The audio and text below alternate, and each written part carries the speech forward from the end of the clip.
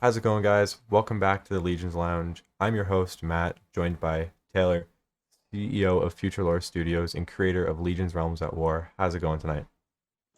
It's going great. It is great to be back. It's great to For all those finally be listening back. again, it's been a long time coming, and there's a lot to talk about. A lot has happened in this absence that we've been away, but we've been away for a good reason. We have a new set out. Oh So yeah. Empires on the Rise is not only printed, but it's in people's hands. So we're going to talk about that tonight. But we have something also very important and a special guest with us tonight. Matt, who do we have tonight with Today us? we have the head of Booster House, TC, not TCG, store, Cody. How's it going? Good friends, how are you doing? I am quite well. So in our absence, I believe you joined in the I sense when, sorry?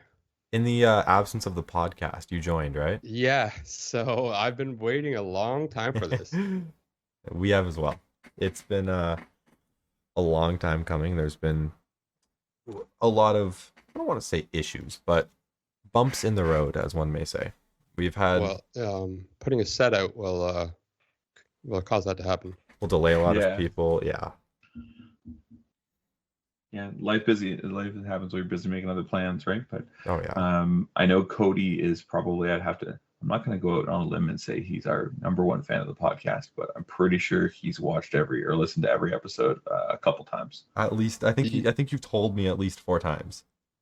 Yeah, I just finished my round four, and I'm Jeez. pretty sure I've commented on almost every video. I've liked every single video, and yeah, That's, it's funny when you did the intro here for a second, I had to remind myself to talk because I'm so used to sitting at my desk and listening to your show. no, it's so funny because it's like, I don't know, it's very funny to me because so many people are like, I don't know, it's very humbling because a lot of people will be like, oh my goodness, like when I'll play people online, they're like, you're from the podcast. And I'm like, yeah, that's awesome. Like, I don't know, it's so humbling to me when I get recognized in a sense just by my voice. Like, I think that's, to me, that's so fascinating. Very much like that. Well, you know what it's like to be in radio, right? Yeah, it's weird, but I like it. So, in the time that you have been gone, or that we have been gone, uh, Empires on the Rise went from the Kickstarter being fully funded to the Kickstarter being in my hands right now. So, It's true, and basically we worked it out that in roughly 112 days turnaround from the time it was funded to the time it was printed and into people's hands. At the time of recording this, as you guys know, listening to this before that we pre-record these episodes, at the time of recording this, we had just finished shipping all of the Kickstarter pledges, and they are arriving into people's hands right on time, on schedule, like we anticipated. So. Um, all in all, I think Empires was a pretty overwhelming success. oh, But I 100%. think the best person to tell us about that is Cody. So not only have you started your own company, you're going to need to talk about that and tell us how you went about doing that. But your business relationship with us here at Future Lore Studios and being part of your first Legions Realms at War release. Walk us through all of that if you can. Okay, yeah, I guess I can try to summarize a bit. I guess we can go back to around February, where for my entire life, I come from the comic book creator community. I created a comic book through Kickstarter as well, and moved on to start publishing my own short stories. Very nice. And so, because of comic books, I was always into collectibles, and MTG was a thing I did for a long time. And I amassed a lot of merchandise. And one day I looked around my house and I said, I own a store. And like if I really wanted to, I have enough stuff that I could open a store. So I decided to start doing draft nights at a bar downtown called Barcadia. They helped me out a lot when I was first starting. I'd be happy to get 8 people together and we'd get around. We'd draft old school packs of Magic, not the new sets. And that was going well. Then I started hearing buzz about like all these Kickstarter sets doing really well. MetaZoo did great off of Kickstarter. So I did a little look one night and you guys popped up near the top when I searched trading card games. And I didn't even notice that it was Canadian at first. Probably took me. I think I decided I'd already wanted it before I figured out it was Canadian, but that was definitely a massive sell. But I saw what your prices were for your boxes and your rewards. Your what do they call it? The stretch rewards. Yeah, the stretch goals. Yeah, The stretch goals were so good, and you guys were basically already there. So it was kind of a no-brainer for me. I'm not gonna lie. When I first jumped in, I was like, I'm gonna be one of those eBay guys. I'm gonna buy a bunch of boxes and I'm gonna flip them immediately. But then I saw on your website your ambassador program that you have for locals to reach out to stores. You guys have already talked about it on the podcast a lot, but I reached out to you about that because we have 3 other actual brick and mortar LGSs here in town that do really good work.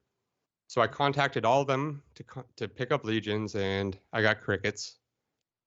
So I sent Taylor here an email, and he said back to me, hey, why don't we just treat you like a store if you're willing to pay wholesale pricing and pay LGS pricing, and we'll get something going on in Kingston. So I know the rest is kind of history after that. You can kind of watch it on my YouTube channel because I filmed most of the packages that he sent me along the way. And I don't know, the snowball keeps rolling and it keeps getting bigger and bigger, my friends.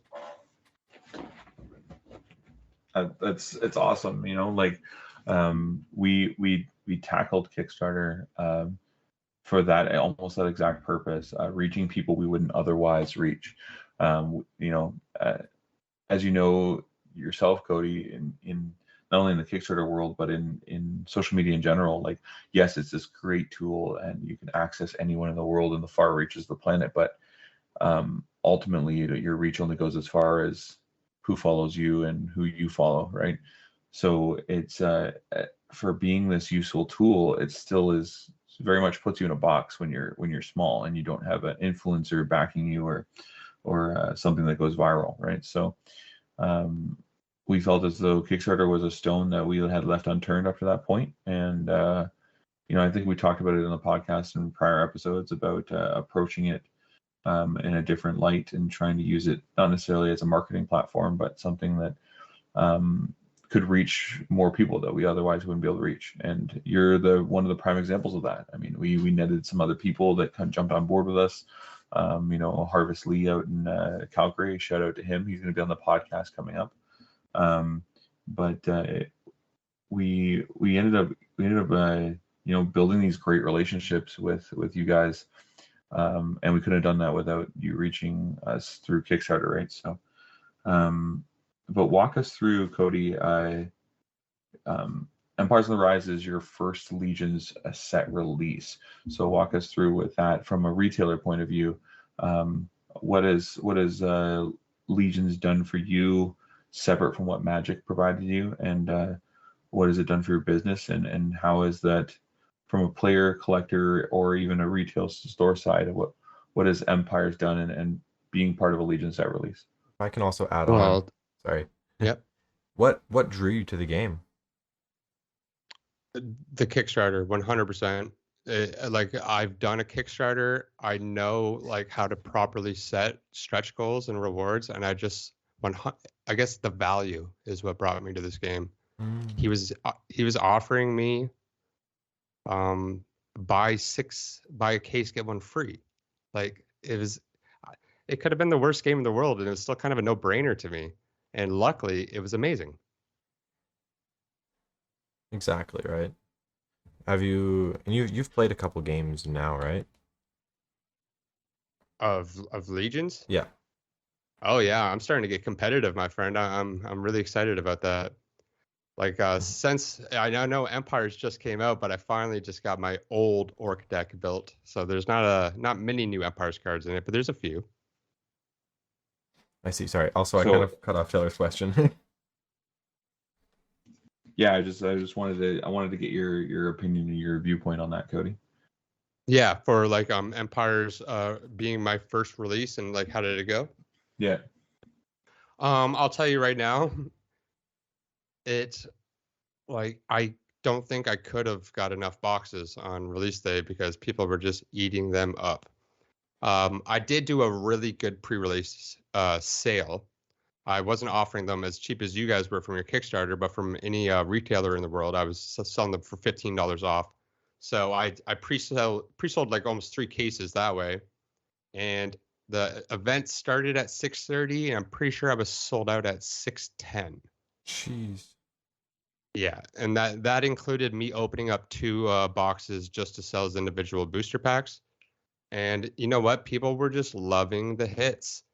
Like obviously opening up a box is a great experience, but I find that opening up the individual booster pack in the set is a way better experience because your chance of the extra hits are, well, you get 3 renowns instead of 2. You get that extra chance at the hidden drops. You get the chance at the fractured. You get a chance at the sketch. You get a chance at the revolution card, let alone an Elysian or a 101 or a gold plated.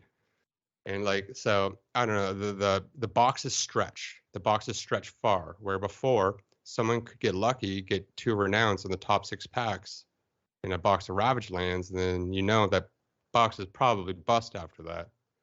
But I've been telling everyone that the packs in these boxes, they stretch far.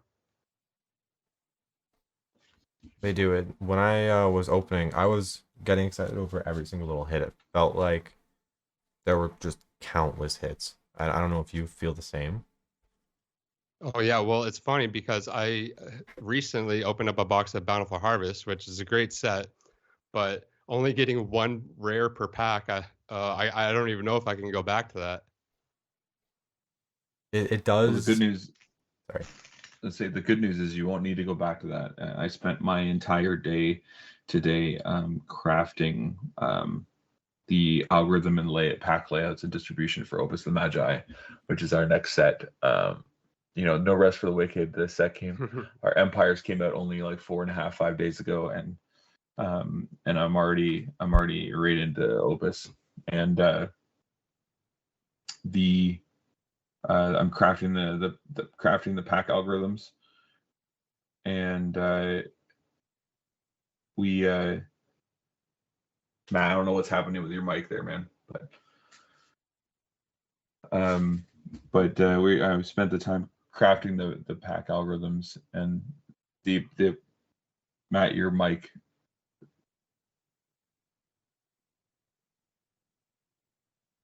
But yeah, just crafting the pack algorithms for Opus the Magi, and we go with what you're saying there, Cody.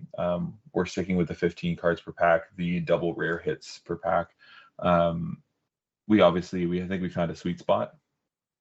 So it's just the community loved it. We loved it as a box opening experience. We got nothing good but positive feedback from it. So I think that's pretty huge. I'll tell you, for the price, I think the value is insane. Basically, for an extra $20 compared to a Frontiers box, it's the same amount of packs, but you're getting an extra, 30% of cards and the amount of extra hits, 1 more renown, plus the hidden drops. It's insane. I think it's way better value than a Frontiers box, although Frontiers is great. I think you get like an extra 50% or something. It's oh sorry, I had my mic kind of just, I moved the arm in a weird way. It got unplugged. Happens, But you get an extra 50%, which is just crazy to me. Like, yeah, well, that's one of the things we wanted to do with making this set.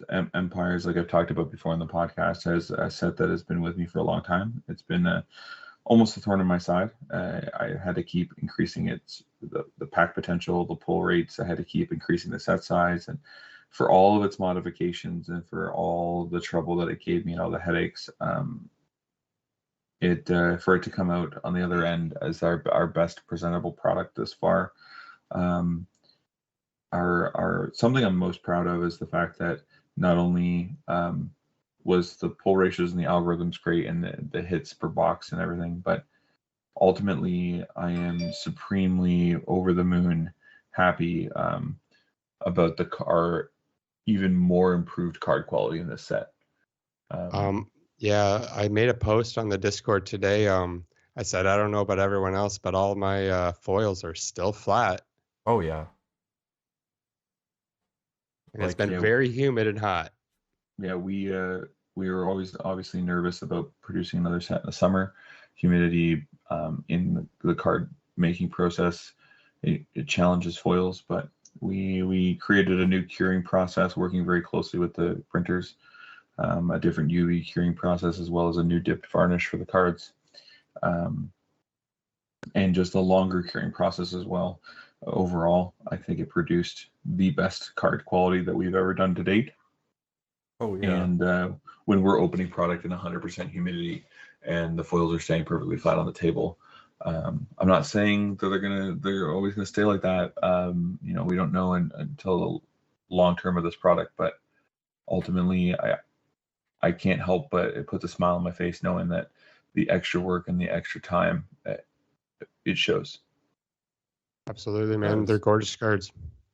And so like I don't know, right away off rip I noticed like a quality difference, I'd say, from previous boxes, right? I would like sometimes you would have to struggle a little bit to open up a pack, which is understandable. I mean, it's you, Are you but talking about the actual packs themselves? Because Mhm. I did notice they opened way easier. Yeah, they were butter. They were just hair. It was perfect. And Well, sorry, go see, ahead. we put a super big emphasis on packaging this time around. Um, Believe it or not, these packs are the similar. It's printed on the same printers, the same process as the Frontier packs were. Um, we went about a gluing process a little bit differently, but also we really emphasized on the packaging process and the quality of the packaging. We enhanced the sturdiness of the actual booster box, so the glue wouldn't separate, and the boxes stayed more intact as well. They are crisp, clean. Like I said, in terms of quality, this product has. I think it put us on the level that you would expect from some of the big three card games. Not only that, is I know Cody, being a retailer, bringing in cases. I'm sure you probably noticed our new labeling on the cases, as well as the introduction of stop tape to our cases as well, to make them as 100% legit as possible. Yeah, they do look a little nicer. One of my favorite things though is just like I don't know. The opening experience was just amazing. Like I was getting excited over every little thing. The fractured foils, the renowns. I wish I could say the exalteds. um, the the sketches, the bounty hunters. Like it all got like it was all just so exciting because you could see the Yeah, for shiny sure. from like if when you're opening the pack, you could see like when something was shiny and like oh my goodness, something shiny, and it like It was really nice to get the campaign promos reprinted as well. Like this is definitely one of the best sets ever for a new player to jump on since the Battle Decks and Ravaged Lands. oh yeah, Like it's fantastic that way.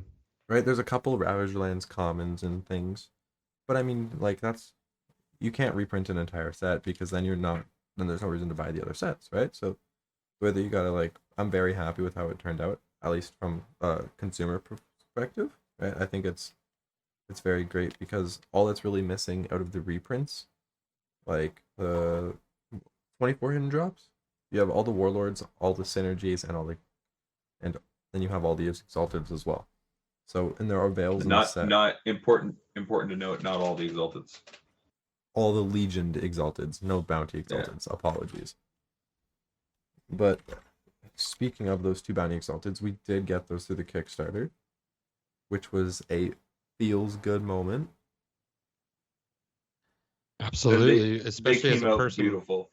They Yeah, as a did. person who never had access to those like Ravaged Lands Exalteds, adding those cards to my deck, I hate to say it, that was probably my favorite part of that entire Kickstarter package. Oh, they're beautiful. And I've been thinking about trying to sneak some of the flowers or the void cards into decks just to see how they feel, how people react to them. Yeah, I've already started playing a couple of them in my sideboard actually. Yeah, one of the main ones is if you're active in the Discord, you'll know that I've been building Alehouse Dwarves. So I've been thinking spicy hot tech here about sneaking in a cheeky Twilight Daisy, which will shuffle back all the warriors on the field, but then heal everyone for 3 for each warrior. That's like respective. But if I do that at the end of a turn, I can clear all their warriors. True. Yeah, you see the wheels are turning on the play lines and stuff. And speaking of stretch goals, when it comes to the Twilight collection and the Magic Void collection, a long-awaited character showed up in the stretch goals, and it's great to have her finally to show her face and have a playable Bounty Legion for the first time ever. So how do we feel about the introduction of Marianas? It's very interesting. I've always been like Ryan in a sense. I like my bounty, but I'm just not sure how to feel about Marianas. It feels like a very relic heavy deck. But it also like I feel like you're definitely gonna have to put specific cards in it because it's basically a turn 3 kill, no? It's a very aggressive deck, yeah. So Cody, how do you feel as a new player coming in? A new person to the community, and I know Bounty is something that in person you talked to me about the potential of playing that, and it seemed like a very something you've been wanting to do. Yeah, I'll tell you right now, I've already played against it, and it's deadly, especially when you're playing against the world's #1 Legions collector that has 3 of every single ancient relic. I'm talking about you, Jacob.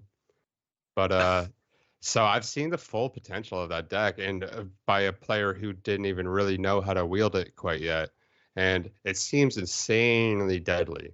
As a retailer, I love it because it sells ancient relics.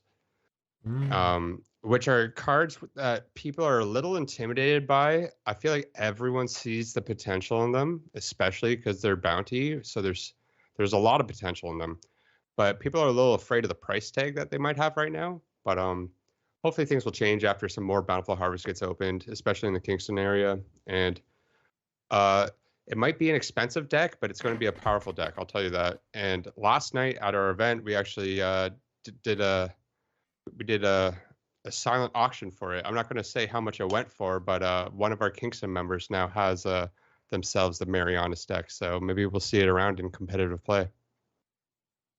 That's awesome.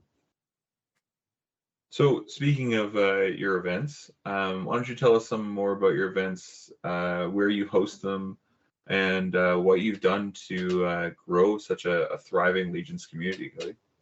So a few of the people that drafted Magic off of me approached me when I brought up this new Canadian game that I wanted to get into. And they said, well, you said this game's called Legions, right? And I said, yeah. And they responded by saying, well, we actually run the dining room at the local branch of the Royal Canadian Legion. And which means we can do whatever we want in our dining room. And it would be pretty cool if we could play cards there and play Legions at the Legion. And as soon as I heard those words, I was like, well, it's kind of a no-brainer, right? Like, you kind of have to do it. So these amazing people, Kevin and Dale and everyone else at Capers Catering, they've kindly donated their dining room every Wednesday for almost the last 2 months, where we've got together and we've grown a beautiful, welcoming, friendly Kingston trading card game community where I've hung out with the sweaty Magic players. I don't want to talk bad about the other games, but you know what? It's not fun sometimes as a new player to walk into a super competitive scene that is unwelcoming to people that make mistakes or to people that might not know every single card in existence. But because this game is so new, whenever someone sits down, they never feel like, oh, there's no potential for me to be good at this because no one's good at this in our area yet. Everyone's still figuring out the rules. And I tell one of our youngest players, his name's Conrad, I'm going to give him a shout out, that there's a good chance that he is the youngest competitive Legions player in this world. He's 12 years old and he plays campaign nights. and he came fourth place one night, and I was very proud of him. And I told him, man, you keep it up, you're going to be the best in the world at this game. And it's because it's so new, it's something that people can find very achievable, which is nice because you know what? You can have a hope and a dream to maybe reach the Pro Tour, grinding out some magic. But this game is so new and the community is still relatively small where you can tell yourself, if I want to be the champion at this game, I can. And that's a really fun thing to help drive the competitive scene. So what turned into like learn to play nights has now turned into campaign events. And very recently, you, Taylor, you and Paul drove up to Kingston and we had an awesome night together. That we did. We put together, obviously courtesy of you and your connections, we put together a great turnout. It was great to meet everybody. And I had a lot of people ask me questions about, how the game's origins and the game storyline and where we're going in the story. It was really cool to see the general interest in the characters and this world that I've been building for so many years, and see the way it interacts with people and how it touches them in a certain way. I think that's really cool, and it shows because I oftentimes I put my head down and I just work, right? And to get a chance to interact with people, specifically new players and new people I've never met before, and see how the game impacts their lives, even if it's for a short period of time, it's incredible, and that's why I do it. And it's really cool to take that step back and see it from that viewpoint. And I think that we had a great success there. And like you continue the success there. It's all of that is made possible by you, Cody. And we did a raffle draw for an uncut sheet of Frontiers, and ended up all the proceeds, 100% of it went back to Legion Branch 560 there in Kingston. And I believe we raised $354 for the Legion. So it feels good as a Canadian company giving back to the Royal Canadian Legion that has been there since since before the wars. So I mean, it's excellent to have that connection in another way other than just in person, but have that Canadian connection. So that was really excellent to see and to be a part of. But ultimately, you're the one that made that possible. You, and I'm going to give Kevin a shout out, Kevin and Dale, who have been doing a tremendous amount of work for the Legion and giving us the opportunity to have that space use their dining space every Wednesday night to host Legions of the Legion. I think that's incredible. And your work, Cody, has inspired a lot of community members. I'm sure you've heard that already, but we have other community members in different parts of Canada that are now approaching their Legion, becoming members of their Legion, trying to host game nights and stuff. And like that's what we need. We need ambassadors like yourself that get the bug, that spread this like almost like a fever, and it that's what we need. We need that growth. And we often say here in studio, and I think I've mentioned on the podcast about, Canada's our island, and although that we are in the United States and other parts of the world already, and we can be more proud and happy of that. But our goal always being Canada's trading card game was to conquer our country, and being able to do that through the Legion, there's just something special about that. Yeah, and right. Our contact with we've been in contact back and forth with the Royal Command and talking with them. And, there's 1,350 Legions coast to coast across Canada, and the potential to be in a fraction of those, let alone all of them at some point, would be an amazing feat. And I think that is a sign of true growth and in a real Canadian fashion. And all of that couldn't have been done without you. So. And I think, Well, yeah, thanks. sorry, Go ahead, Matt. I was going to say, No, I was going to make a oh point, so you go first. Sorry, you go. You go. Well, I was just going to say, I want to tell people that get creative with it. A lot of Mhm. people have heard just the Legion, and then I think they contact their local Legion and they give them a price on a room, and they get like a little deterred after that. What I have is a very special opportunity here in Kingston, thanks to Kevin and Dale. Um, but you can get creative. Like I said, I started all of this at a local bar. I asked them, "What's your slowest night of the week? I can bring in 8 people. Can we play some cards?" And they said, "Absolutely." They ended up running Legion's advertisements on the TVs in their bar. But it's not. It doesn't end at that. They're like libraries have rooms. Tell them, "Hey, can we do a little gathering once a week in your little quiet room over there?" There's a lot of alternative spaces that don't necessarily cost you money. And I advise to go that route before this costs you any kind of money, because it's obviously a risk. Maybe no one shows up and you spent $200 to rent a room. That would suck. But if you just asked a bar, "Hey, can we reserve a table for 10 on a Wednesday night when it's not that busy?" And they say, "Yeah," that's a good way. You throw an ad up on Reddit, throw an ad up on Facebook and Instagram, and then you get those 8 people. Next time they bring 10 people, next time they bring 12. So I'm telling people to think outside the box, because it's not just the Legion. Although the Legion's at the Legion is obviously perfect, and we plan on hopefully doing a Siege series here. But there's other opportunities and different avenues you can take to do this. Oh, 100%. And I think something it really just shows the community aspect of it, right? I feel that Legions as a whole is we're a family in a sense, right? We're giving back to the Legion, and it's by supporting Legion's Realms of War. I think it's a very great way to, like, I want to say, not, I think it's a great way to advertise, but also to just give back to the community and really generate a family. And it's something that's very sweet, and you don't have to make, like, it doesn't have to be, that's one of my favorite things. It doesn't have to be at like a local like card store, or like it doesn't have to be like at Atlas or like at Nerds, for example. Like it can be anywhere where there's availability, right? It like I think there's a bit of a stereotype, maybe stigma, whatever you want to call it, around that there needs to be like a specific store set for this and that they have to approach it first. I don't think so. I think if you have enough people, you can just start something wherever you want to. That's what they did. Why can't we do that, you know?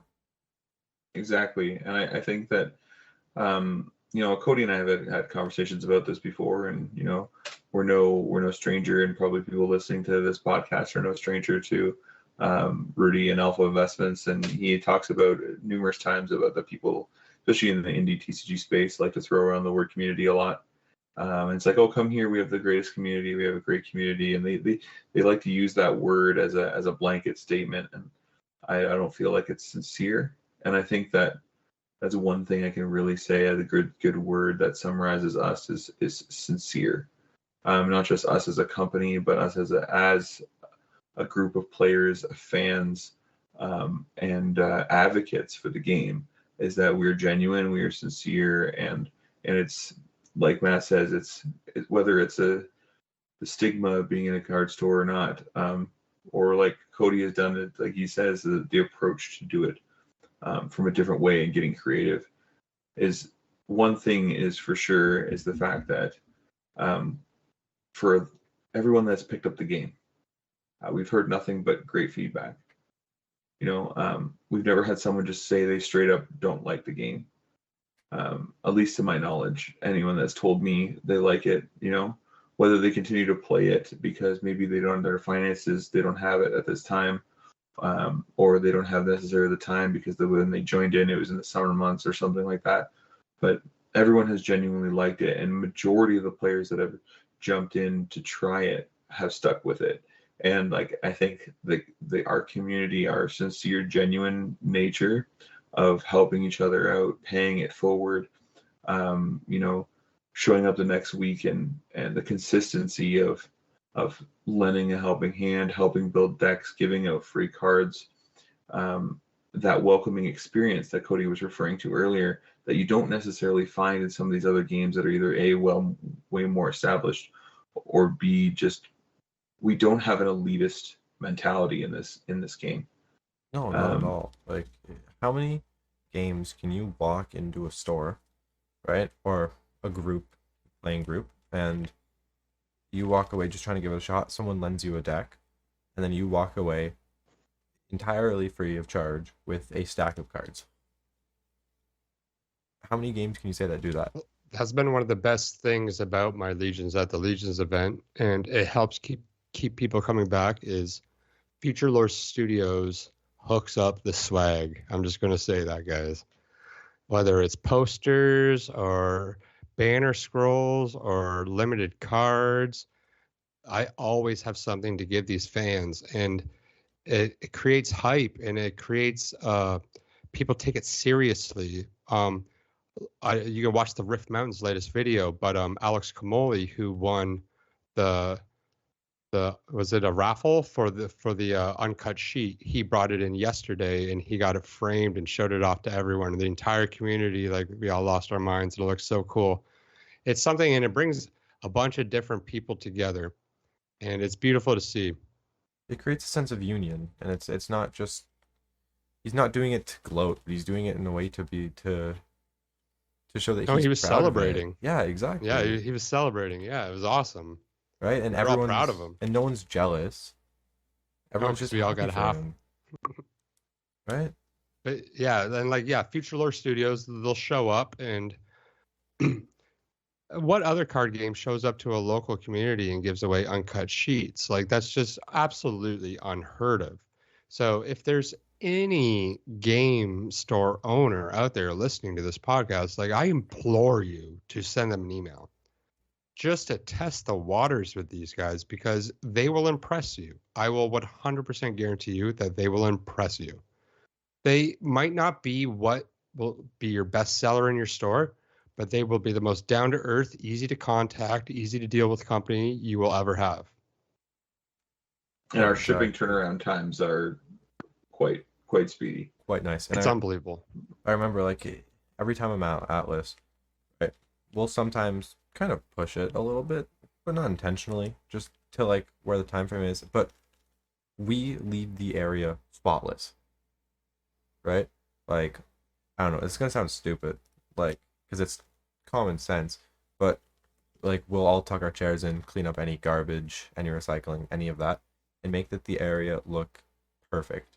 And every single staff employee, like, is never worried about that side of the store, because they're always like, oh yeah, you guys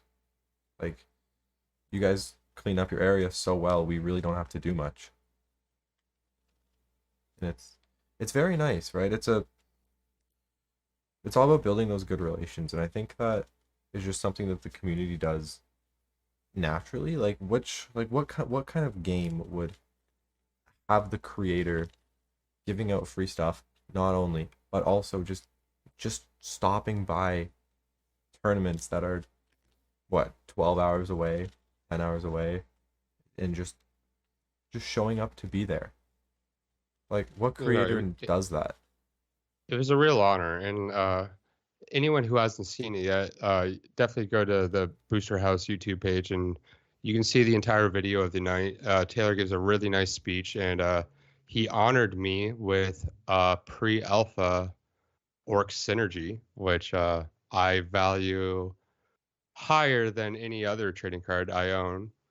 And it was a real magical night, not just meeting you, Taylor, but also meeting Paul, because when I started this whole journey with you, I was corresponding with you, but eventually you moved me off to Paul, because he's your marketing and your sales guy, and you make the cards.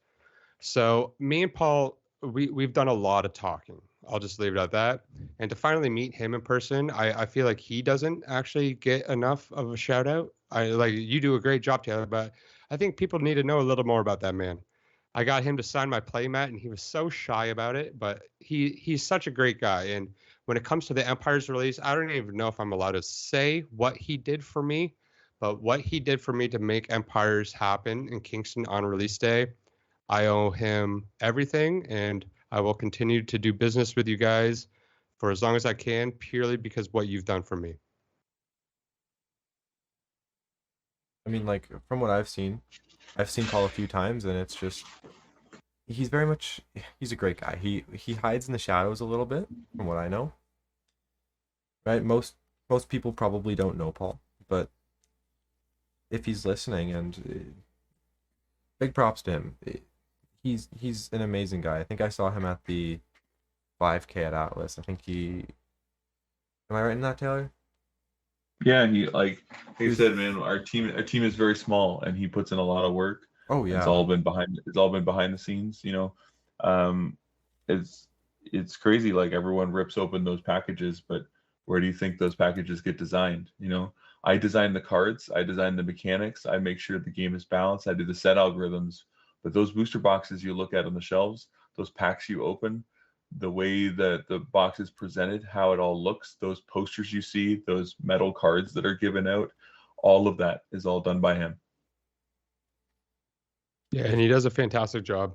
And also, we haven't even talked about it yet, but the work that he's done with Legion's Toolbox is unbelievable. Like I could tell that a database is something you guys have wanted to do for a little while, but Julian has told me that his correspondence with Paul has been nothing but very smooth and very useful. And hopefully soon, you'll be talking to him next week. We'll get this Legion's Toolbox out of beta and into a fully functioning deck program. Yeah, the toolbox is amazing. We've been wanting a database for a long time. I remember about this time last year, Hunter and I took on the challenge of making a database. So just it was a little tedious, I can't even deny, going through every card, just writing all the effects down in a Google spreadsheet. Yeah, so I don't want to spoil how he does it because I'm sure he's going to get into it on his episode. But Oh yeah. he uses basically AI to save a whole lot of time. Oh yeah. Unfortunately, AI is not perfect, so we're You will have to still correct a working. few We're things. working out some kinks here, but yeah, I can't wait for him to actually break that down with you guys and hear him get into the nitty gritty. Hopefully, he doesn't overwhelm you with too much tech talk. No, I love tech. No, that's okay.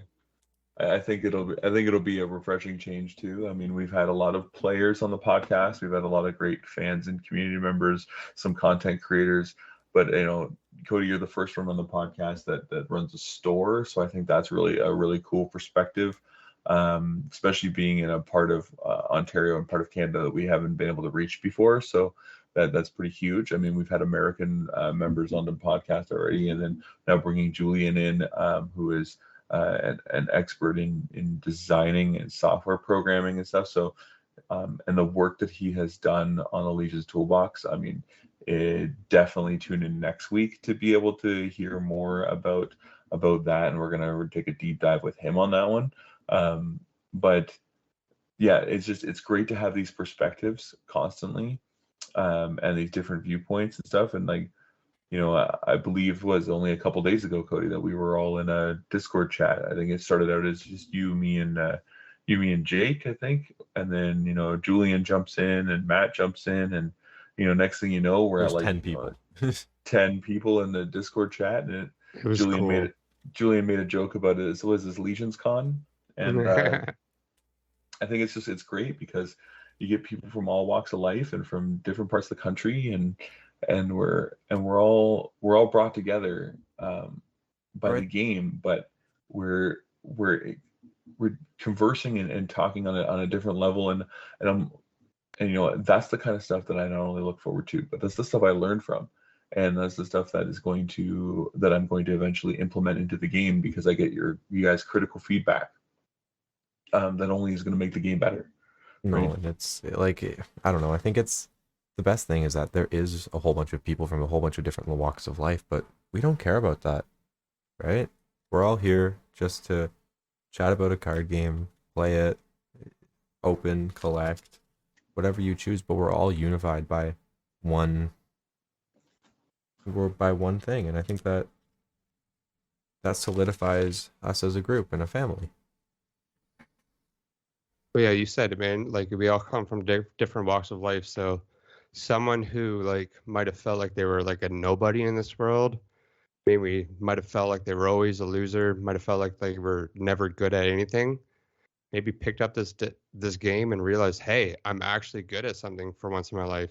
Hey, people actually want to talk to me for once in my life because we have common interests. And like I've watched it happen. Like when I run my events, I see two people sit down across the table from each other that would never honestly want anything to do with each other outside of these four walls if they didn't both know that they played Legions.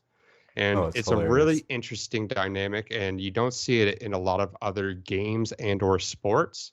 Usually there's a real mentality behind it, especially in the general sport world where hockey people are hockey people, football people are football people. And even in the, I don't know, in the old trading card games like Magic, you can kind of stereotype what a Magic player is, stereotype what a Yu-Gi-Oh player is.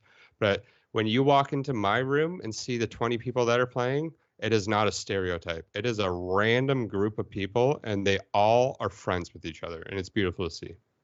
Oh yeah, I mean, I'd say the same. Like for my play group, it's you walk in, there's people there that I like that I never would have like initially made contact with unless it were for this game, and I'm very grateful that I had this game because then it's allowed me to meet these people and have all these new relationships that I never would have expected myself to have.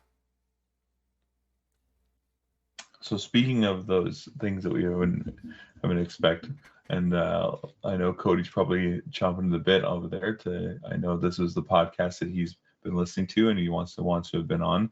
I believe before we started, you had a bunch of points and bullets for us, or questions and stuff, and we're open books, man. Like, is there anything that you wanted to talk about from your perspective? Absolutely. So I'm just going to start off with like a little mid podcast plug. Is that okay with you guys? Yeah, 100%. go for I'd it, love to man. hear it. All right. So, yeah, my name's Cody O, and I run Booster House. We specialize in TCGs and collectibles, but mainly Legions.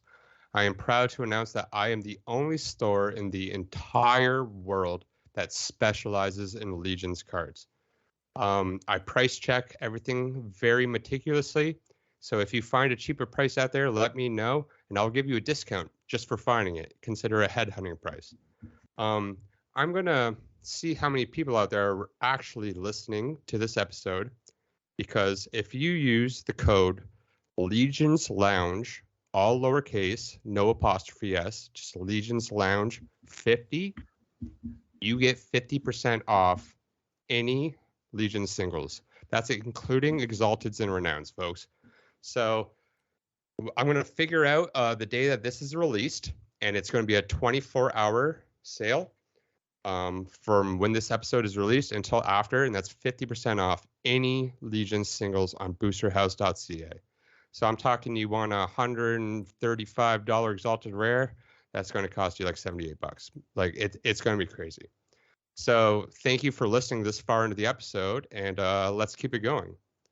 Oh my All right. goodness, that was a massive drop. Oh my goodness. It's I'm losing money, but I'm creating hype. That's the point, folks. So Taylor, what I want to ask you, maybe I think you've slightly got into it before, but I want to know your history of TCGs. Like, I feel like we're the same age, if not very close. So it might be similar, but I want to hear, did you start with the Pokemon? Did you move on to the Magic? What happened? Well, interestingly enough, I have never really been, and it's going to be hard to believe, I've never really been a Magic player. Um, Personally, I was never a big fan of the game. I know it's going to sound blasphemy saying that in the TCG world, and most people come from Magic, being the grandfather of all trading card games. But I pretty much stayed clear of it for the most part. I didn't like the community, the atmosphere that it brought. I was not a big fan of the way the game mechanics worked, and ultimately the price tag was just far too steep for me. And so overall, I pretty much stayed clear of Magic. I always was in the back of my mind, especially as I moved into designing cards.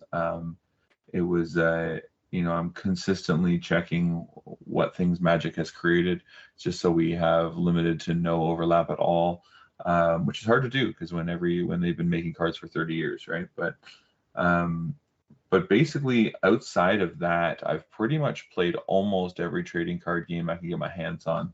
Um, without a doubt, when I was a kid, the game I started with, outside of like collecting your Pokemon cards on the schoolyard, I don't think I really counted because you never actually used them for what their No purpose one ever was. played. But the first game I actually sat down and played in its entirety, and to the point where I actually became a competitive player for about 15 to 17 years, was Yu-Gi-Oh! And I know a lot of people it's not going to be a surprise to them because you can probably see there's a little bit of bleed over with some things in the way that the game structure has the face down cards that and zone placement that you'd see normally in Yu-Gi-Oh! But I played Yu-Gi-Oh! Competitively for a long time, built a lot of decks, went to a lot of major events, topped a lot of major events. But the buck didn't stop there. I found that Yu-Gi-Oh! Had one thing that was a big turnoff for me over the years, was that they often tried to reinvent their game several times. Yeah. And maybe that was just because they're trying to keep it fresh and exciting, but they're also notorious for across the card game community of insane levels of power creep. So when I came into trying to design something like Legions, I didn't have a TV show to fall back on or an anime. So you can't walk into something with that much power creep. But so I really branched into other games. I played Force of Will competitively, one of my favorite games to play, honestly. Okay. I played Chaotic for a little while. I played Duel Masters and Kaijudo. I traveled a lot for Kaijudo in the 3 years that it was a game. I was very sad to see that one go. I had a lot of fun. I collected every card in the game for that game. Nice. So I still have my Kaijudo cube that my friends and I bust out every once in a while the odd time when I do have a little bit of free time. I played Summoner's War, Ashes Reborn. I went in and dabbled into some more. I went into actually playing Pokemon competitively, which was an interesting experience because it's nothing like the games or the collectability side that you would ever expect. That was really interesting to do and play. And then obviously all the ones that have come and gone. World of Warcraft, TCG. I played Hearthstone online competitively for a while. I just tried to just get involved in as many as I possibly could, within reason of finances, obviously. And I think that gave me a really good base to develop Legions into something that it has become now. Because to me, I found that there was a hole missing. A lot of my favorite games either ended up being broken or went the way of the dodo bird. So I realized that it's time that I have these great characters in this great world that I created. Why not put it into a game that I would love to play? Now, ironically enough, I don't get a lot of time to play my own game, and when I do, Matt can probably vouch for me on this one. I'm not very good at it. I would give yourself more credit than that. You're good. But I kind of love that. What? Just that, like, you create this beautiful, beautiful thing, but you don't actually have the time to get good at it. Yeah. It's a shame. All my main focus is to making sure that everyone's got the cards so they can be good at it. So That's right. But yeah, hopefully that answers your question. No, that honestly, dude. So you've told me before that you didn't come from a Magic background, but I did not know you were so well versed in basically every other TCG. Like honestly, half the ones you named, I never even held a card in my hand. So where I'm the complete opposite, where I was an MTG purist until Legions. I never played anything else. I to this day, I still sell Magic cards, but my business specializes in Legions. And yeah, I'm still sitting on my original dual lands. I have a nice little collection, but it kind of bores me now, honestly. It doesn't excite me like I used to. I'm way more excited about opening an Elysian Rare than getting anything from the Lord of the Rings. We're not going to trash talk anyone. Honestly, I love Lord of the Rings. I love Magic, obviously, but Elysian Rares just excite me a lot more. No, and I think it's like there's collectability to every game, and I think Legions does collectability so perfectly. I think it's so difficult to top at least personally, the collectability in that game, right? Well, yeah, especially with Empires on the Rise, we've added a whole new level to that. Oh, 100%. So, so do you have any more bullet points? Oh man, I got so many for you guys. But honestly, like, how far in are we? We said we wanted to make this kind of a longer episode. Yeah, Yeah, keep Are you- going. let's Are keep you cool if I going. just run to the fridge for 60 seconds, grab another fresh ale, feast the ale house? Yes, Yeah, sir. go for it. Go All for right, it. I'll be back in 60 seconds. You guys chit chat. Sounds good.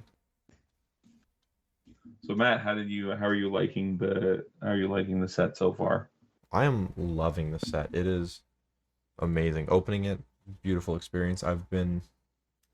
Since day one, I've been telling you that I've always wanted to play Alehouse, and I've always wanted to play Chaos Divine.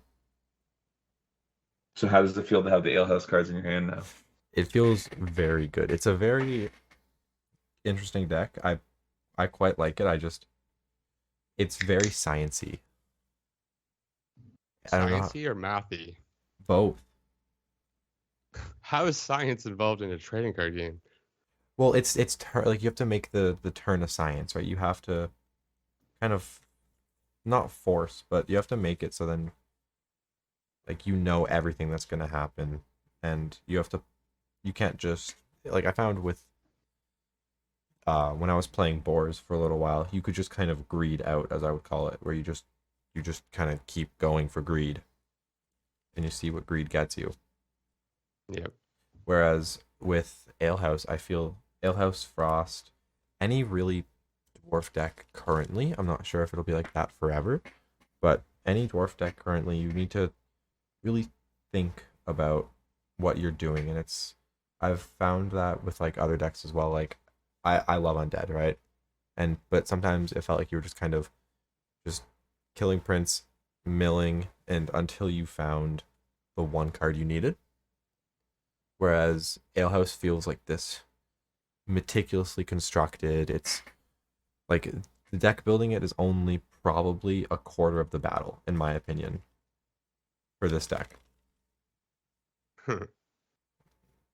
I don't know if that's Yeah, a I'm a right little way to put intimidated. it. Honestly, the flavor's on point. I'll give you that.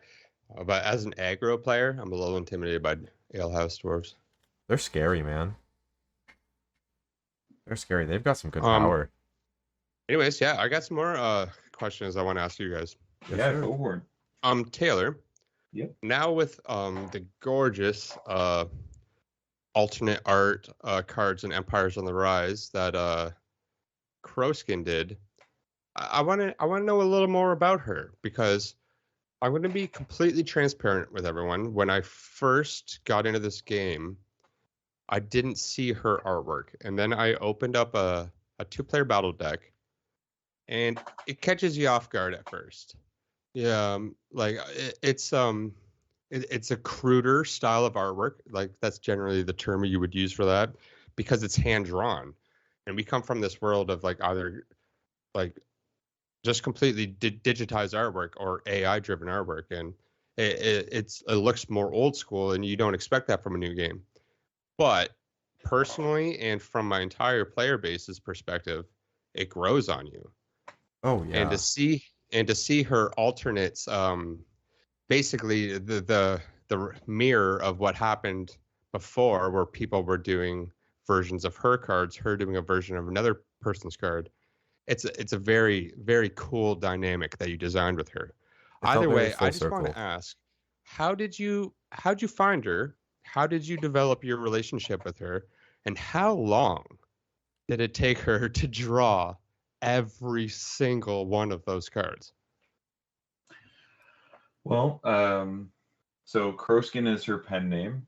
Her first name is Michelle. For proprietary and safety reasons, I won't disclose her last name, but she's an excellent and amazing individual. I met her through my mother. She's a longtime family friend Wow, of my mom's. that's awesome. Um, she does a lot of like the pagan meet and greets. She does a lot of sculpting, psychic fairs, stuff Tarot like that. cards as well, right? Exactly. She did. She actually printed her own like limited edition tarot card set. It's only like Yeah. 500 copies ever made. Yeah, and her work is awesome. It's very old school and nostalgic. It's exactly what I wanted. I think I refer to it in the battle decks in the promo card as the artwork of yesteryear, and I think that is it in a nutshell. I think that um, my relationship with Michelle has grown over the years. You know, in the very beginning, because she was a family friend, she was willing to give me a decent rate financially because everything I did for this game was out of pocket. So I worked with her, and she kept the prices fair and reasonable and stuff. And I only ever asked for finished copies, but she went above and beyond. And I still in the studio, I still have the original sketches she did for a lot of the battle deck artwork that Oh, like that's so. cool, man. And the reason I've kept those is because when we get into higher level competition and special events that we put on, not only will I be bringing those pieces, but I'll be inviting Michelle to show up and meet with people and sign cards and maybe sign some of those artworks and do some draws and stuff for Dude, them as if well. she were to ever come to an event to sign cards, oh yes, yeah, absolutely. That'd be so cool, man. Oh, 100%. I would love But that. yeah, to answer your question about the length of time, when I didn't even know where to begin with artists, let alone have the budget for them. Um, I worked with her really closely to get our pre-alpha cards done, and that was at this as of right now, that was 11 years ago. Um, Wow. and we got all those done, and I was able to take them to a small local printer to get them all printed and stuff, and that's the pre-alphas that you see now. Um, and they were amazing pieces, and it took a long time art and design wise. She moved pretty quickly though. She produced these pieces out of my full descriptions. I used to send her paragraph after paragraph. There was like, I remember it'd be emails and text messages. Whenever I had an idea, I'd send her one, and then she'd send me proofs a couple days later. And it was a building relationship. And I think between the two of us back and forth, as people listening to the podcast, or as you know, Cody, that she did every single card outside of the Warlords, of course, but she did every other card in all 8 battle decks, in all 8 decks. So I think it was just under like 200 cards or something like that, pieces of That's artwork insane. that she Coming from did the all. comic book world, I'm sorry to cut you off, Taylor, but coming Yeah, from the comic book world, I've dealt with artists, and you almost have to think of a card as like a panel in a comic, right? exactly. So we're talking about like her putting out a graphic novel's worth of images, Yeah, and that's incredible. it is. And the fact that she did it in a little over a year and a half. Wow. And by herself. We had no other members of the art team. And then I was able to lucky enough to get a very talented artist um, early on as well, and then working with her to get some of these warlord pieces done. And that's I do have to say the very first artist, technically the very first piece of artwork that was finalized for Legion's Realms at War. Was actually Decimea herself, and that's why she's actually on the back of the card, and she's my main character. I figured that if the game had a chance of going anywhere, had any legs, I had to make my icon first. Yeah. But interesting fact about Legions is that we own every single piece of our artwork. There's no commissions, no royalties, anything like that. We work out fair deals with all of our artists. They retain rights to all prior sketches, but any finished piece is sole proprietary rights to Future Lore Studios. We pay them well for them, and they sign over rights to all the pieces. But in part of our contract and deals with them is that every piece of artwork that appears on a card, we give them the illustration credit for that, because we want to give credit where credit's due. These are amazing group of artists from around the world that we've worked with, and Michelle was like, maybe not the very first artist, but the one that did the bulk of it. And without her, we wouldn't have the battle decks and probably not even had a game. So a lot of credit is given to her. I remember I gave her all of the original, a set of all the original cards ever produced in the game with her artwork on it, and I know she treasures them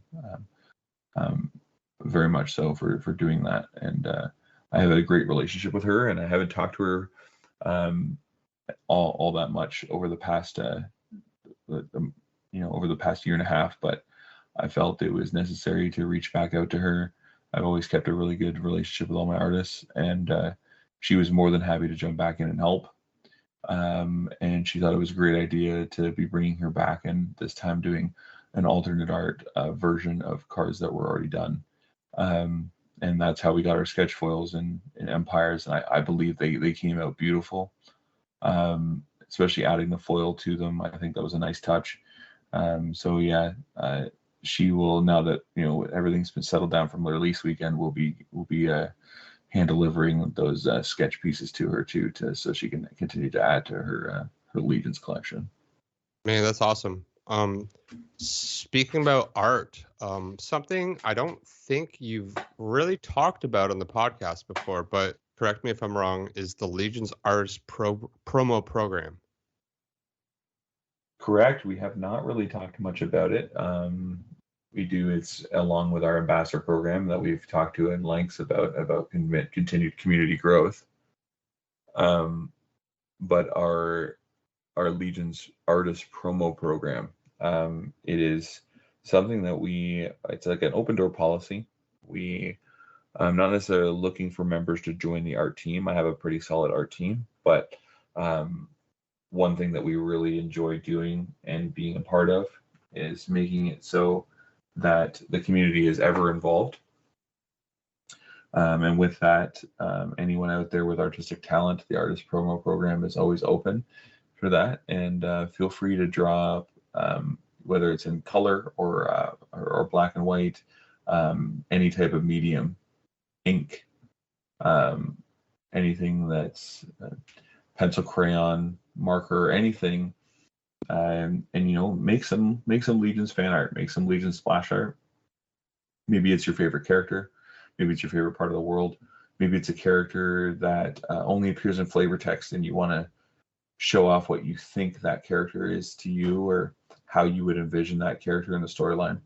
But yeah, we're always welcoming people to make up some pieces of artwork, and we'll have it community and fan voted and see what people think. And it's not an art critique. It's much like Matt and Cody were talking about earlier on already in this podcast, is that we're a family, and and we lift each other up. And I think that a big thing is that to getting that community involved even one step further, that if the community decides, hey, this would look really good on a piece of artwork or on a card with a Legions card back, if the community wants it, we're going to produce it, and we'll tack it into one of our next print runs, and we'll make sure that that member of the art that did the artwork for the fan art receives promo cards, printed Legions promo cards of their artwork, so that they can do with them what they want, give them their friends and family, sell them, keep them for personal collection, whatever it may be. But that way they've left a mark on the game that may have left a mark on them. Exactly, and it's just a way to just create this family and keep celebrating celebrating everyone in the community. I think that's what we do best here, right? And it's something that I love to see, right? I don't know, it's hard to explain, but I think sometimes you have to celebrate those who celebrated you. Yeah, exactly, and that's what we want to do with the artist program. We want to have that open door policy to give people the platform to, if this character, this world, or this game had an impact on you in some way, you have the opportunity to get your art on a promo card. Now they won't be playable promo cards, but there will be Legions promo cards nonetheless, and they'll have an official Legions back on them, and they'll be part of a print run. And we'll make sure that you get them, and like I said, you can do with them as you want. But I just think that's a really cool way of a game giving back to a community, and I've never seen that before, so I figured why not be the first ones to do it. You're saying they're not tournament legal? No, the fan art cards won't be tournament legal. No, Oh, that's unfortunate. we'd have to keep we still have to keep a continuity with the way the game goes. But we would make sure, obviously, the cards would be very much. It'd be similar to like how we did the artist signed cards in the Kickstarter. We want to make sure that they were still printed, and they would be given to the rightful creator of the artwork and everything. But Nice. Very nice. Do you All right, Matt. I have a wait. question for you now, Matt. Ooh, okay, I'm excited. Let's hear it. All right. Honestly, it's kind of a big question. Yes, sir. So you can maybe like break it down as simple as you want to, but so there's YouTubers, there's this podcast going on. Yep. Where do you see the media side of Legions expanding in the near future? Honestly, so right now I think YouTube is great, right? You can get your case openings and you can experience hype there, but I think something that is especially booming right now is like online services. Not online, like live streaming services, right? Like Twitch and mainly Twitch and YouTube lives and all of that. And I think that is where you're going to find the most hype coming out, right? Because then you can do like, for example, I was actually thinking about potentially moving these over to like a Twitch account for when we record these. So that way we can, it's just a random idea. That way Like we can do it live and then record it. Exactly, record it. But then if someone wants to chat, they can chat, right? I think it creates that interaction with the viewers, which I think you could do like something like a live deck tech, and I could be talking about Alehouse live, and then someone's like, "Oh, that's a really neat card. Can you like explain any combos around it?" And I can be like, "Of course." So you can explain combo pieces right then and there. So then it can not only help everyone, but those who are really intently looking can get a little bit more direct, specific clarification. I think live streaming is the way to go. I think podcasts are also great because, you got how many people, like so many people work, right? You can do this while you do work. It doesn't have to be like an actual like job work. While you do work around the house, work outside, work on your car, right? Whatever it may be, work on your deck. Like, this is the kind of perfect thing to listen to, as from what I can tell. So do you guys encourage others to do their own Legions podcast maybe?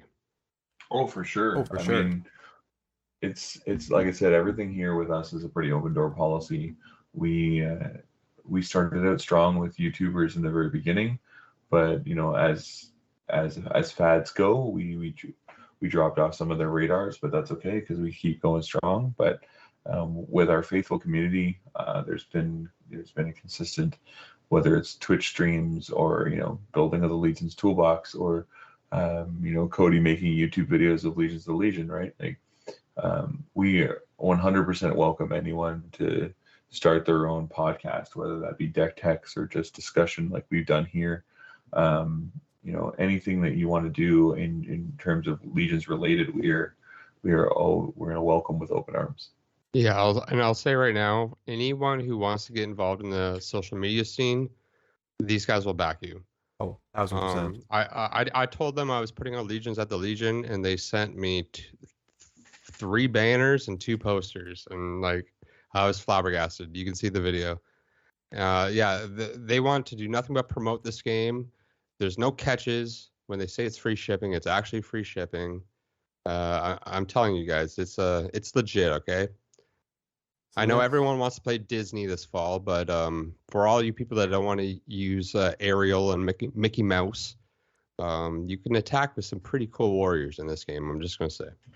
And something that's very interesting is like, also adding on, I think potential, like, since we have a lot of online games, I think those being live streamed as well could be very interesting. The logistics of that can be a little bit difficult, but if there is a way to figure that out, or just live streaming any games in general, like it just generates a sense of community within the existing community. It generates people that really want to watch and can ask for like ways of things, be like, hey, I think, like, obviously, disclaimer, please be nice when you do this. Like, be like, hey, have you thought about using this card in your deck? Or like, I remember Geektopia did a weekly Tuesday. Was it Tuesday? Yeah, it was Tuesday nights, a weekly couple games. Right? And it was something great to watch, right? You could put that on, see how different card interactions work, and you're learning, improving yourself as a player, but also seeing what kind of combinations you can find. I think live streaming is definitely the way to go, personally. Okay, Matt. I think you just gave me an idea. I think every week of my campaign, I will start live streaming the feature table. We'll just it will start as the one table, but it will always be the feature match, and it will end on the finals table. And I'll put that on Twitch every week. And there we go. That's See? awesome. That's awesome, man. Cody, you never cease to amaze. You just keep finding ways to make things better for us. Exactly. Well, so I have a couple more questions, but you guys got anything for me? I have a few. I mean, so we've talked a lot about you as a store, and I haven't talked about much you as a player though. Like, what's your favorite Legion, and which deck are you liking out of Empires? Okay, so I guess when I first came to this game, Yes, sir. I paid for my stuff and I listened to your podcast, obviously. Yep. And all I heard was orcs, orcs, orcs, orcs, orcs. So in my first little ambassador package that they sent me, they gave me starter decks of every single Legion, and I opened up the Orcs versus Heroes, and I was like, all right, this is going to be mine, because I heard Orcs is awesome. Heroes sounds cool. It's kind of like a Warcraft thing. I grew up playing Warcraft, like before World of Warcraft.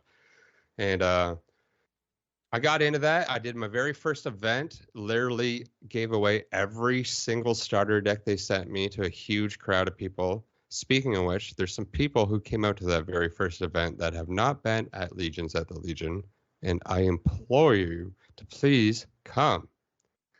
Either way, someone showed up late. I literally gave them the hero deck, like sleeved up right out of my personal deck box, because I was out of decks. So I was stuck with Orcs. Orcs was the only thing I had, and I went with it because coming from the Magic world, I am what you call a mono red player. So basically that means you're an aggressive player. You don't like games that go longer than 5 minutes. Unfortunately, Legions goes a little longer than 5 minutes, because even with the aggressive deck, you still draw cards, which is so nice, because I'm not used to that. I'm used to running out of cards on turn 2, but I had a little sit down with Pat the other night, and he opened my eyes to the beauty of the Orc deck. It was it felt like me talking to Einstein, but I felt like I understood about 25% of it.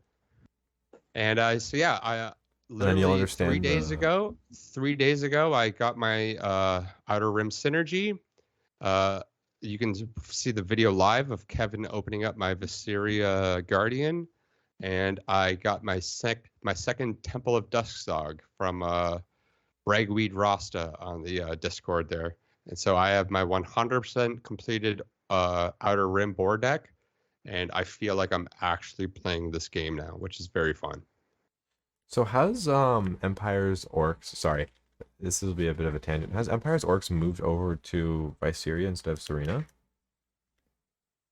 I play Visceria because I don't have a Serena. Do you know if Taylor, does Pat still play Serena? Oh yeah, yeah. Everyone that has Serena plays Serena, I think. Yeah, I would imagine so. Serena's just. I've been taking my time with my deck building. As no, of course. From a great classic movie, you never get high on your own supply. So my singles are my singles, and I like to trade for my cards. So maybe Exactly. one. I know 3 people in Kingston have open Serenas, so they're around, but I'm pretty sure they're playing them. Oh yeah. And so you said you've understood about 25% of the deck. So I'm assuming the other 75% is going to come from me.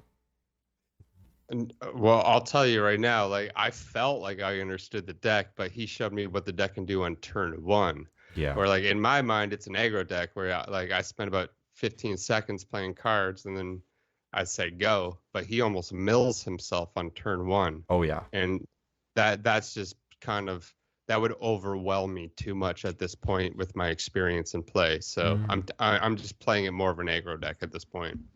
No, very understandable. And so are there any other decks you're thinking of or just orcs? So I'll tell you right now, uh, my favorite artwork in this game is the Mythical Beasts. Oh, their Their artworks are color palette, the amazing. baby blue, the pink, the purple, it looks so nice. And these new Empires cards especially look gorgeous. And I have the Warlord Synergy and Veil for every new set, so I basically get to pick and choose. But Mythical Beast was always my kind of next go-to. Very nice. Tell me if I'm wrong, but would they be considered more of like a mid-range deck? Exactly. Like a mid-range combo from what I can tell. Yeah, so Yeah, that's exactly what I want to go for next. I think it's Marisada. Marisad, yeah. the Mariside, yeah. Yeah, so that excites me. I because obviously like lore wise, I like my beer. I'm drinking a beer right now, but Ale House seems a little too slow for my play style. I, I'm an Really? imp- I'm an impatient player, so I can't take the time to do too much stuff in my turn Mm. because of my patience, I will misplay. So I need a more direct attack. I'm You just need being something honest that's with hitting the myself, ground running. and that's why I play orcs. Understandable. I found Alehouse is quite fast, honestly. Oh, I haven't tested it yet. I haven't played against it. I have no idea. It's so early. No, Well, understandable. speaking of Ragweed Rasta in the Discord, he's very keen on working and making the best Titan deck possible. Now, I know in the Legion's humble beginnings, Titans were the boogeyman in the very beginning, and they've since taken a backseat to a lot of other decks, but they're still very very good. And if piloted well in a tournament, they can not only surprise but can steal games. How do you feel as an aggro player, Cody, playing against what Titans can potentially output for damage? So I feel like I'm playing chess against a player that's playing solitaire. Like it's turn zero, the kind of stuff that they can do is the amount of time that it takes for me to do 3 turns total. I'm not saying that's annoying. I'm saying the value is busted. If you can get the right cards in the right sequence, Oh yeah. it's very, very, very much broken. It's very Where rewarding. it's cool because you build the deck to do that, right? Yeah. But as an aggro player, I've gotten a lot of advice as to play styles because it's everyone knows if you're playing a trading card game, it's all about the meta. You don't play your deck the same way against any deck. You have to have a different approach. And what I've learned against Titans is you build up fortifications and you get ready for that big veil flip. And if you can survive that as an aggro deck, if you can hit back in return, they'll probably pay enough blood that they're like ready to die after that. Oh yeah. The from like what I know, it's just you just wall up, defend, and then make them spend all their resources. Flip mist. They cry. And then I think the rest's history. Yeah, Titans are this simplistic. They're the glass cannon deck, right? And then they can't withstand the crackback if as long as you can defend yourself, right? So it's just I figured I would want to ask you as a player who plays aggro how you feel about the other aggro deck in the game. I it's a different kind of aggro, you know. Yeah. Like coming from the Magic world, I would consider it mono red versus mono green, right? Yeah. Where it's like we're both just going damage, but we're trying to do our damage Different ways. two very different ways. But what I've learned is if I can put up the blockers and have backup blockers, I can survive that big hit, and then they've hurt themselves too much by then. They can't survive my next hit. Yeah. So I need to learn to be patient. Patience is a difficult thing to have in Legions. It's very tempting to just greed out.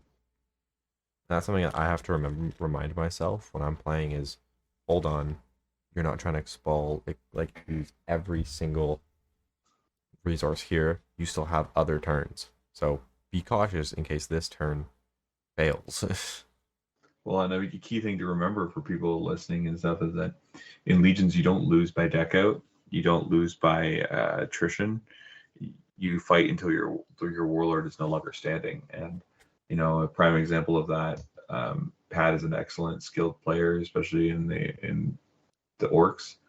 But I remember, we had the Atlas Siege series. It was in the final round. Orcs versus demons. It was AJ versus Pat, and we're in game 3 and in the finals, and Pat runs out of cards.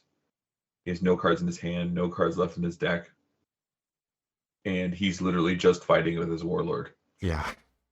Ultimately, he loses that because no matter how fast his deck went or how strong his power plays were, ultimately it comes down to whoever's the last one standing. And when you have no resources left and you expel them all and still can't pull out the win, it's a long, slow, painful death after that. Yeah, man. Sorry, go, Matt. I remember my game against AJ's Demons, and I was tired. It was like, what, 10-hour day? Something like that. By that point, it was like a 10-hour day. I was tired. I was making countless misplays. It was very funny, though. Like, I was making so many misplays. And I knew in my head, I was like, you know what? If I, was actually playing properly, I feel like I probably could have won. But I was not playing properly at all. Now, regardless, AJ is an amazing player, but all right, I got another question for you here, Matt. Oh, okay. And Taylor has to chime in after. We're not allowed to know Taylor's answer to this, but I want to know your answer to this, Matt. Okay.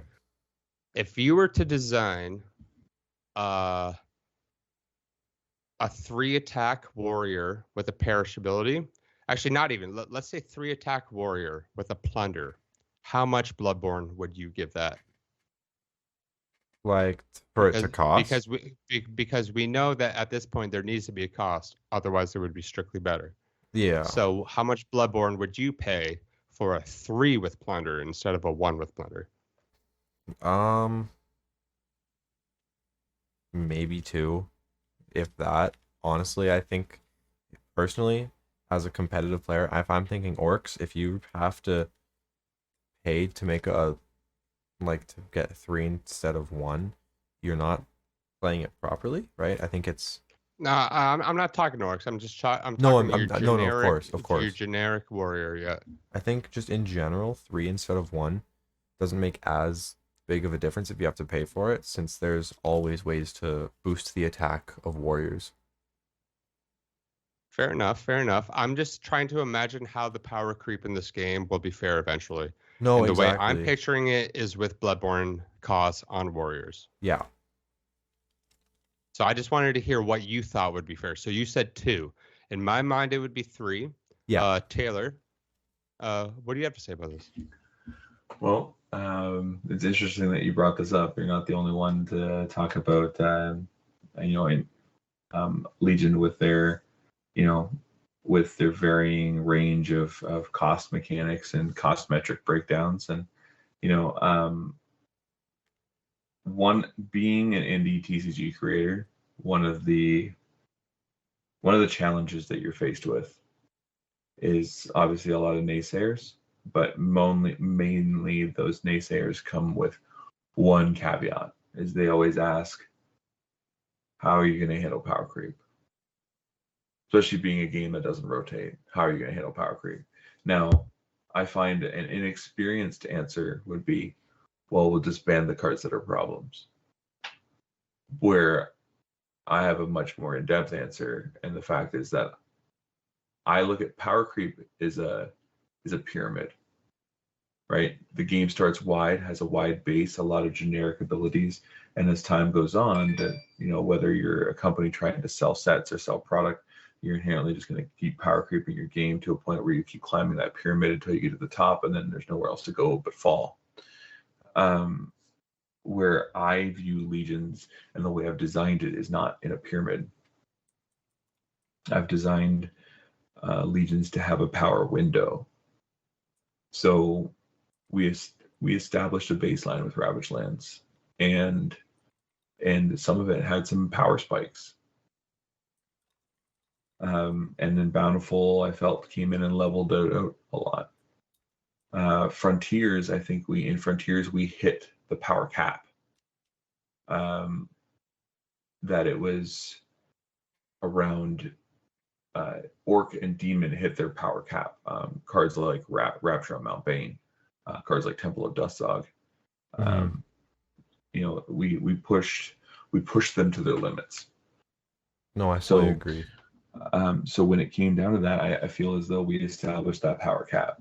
So as we go through how I designed everything in this power window is that as we produce sets, we bounce between that baseline and that power cap, and it consistently fluctuates.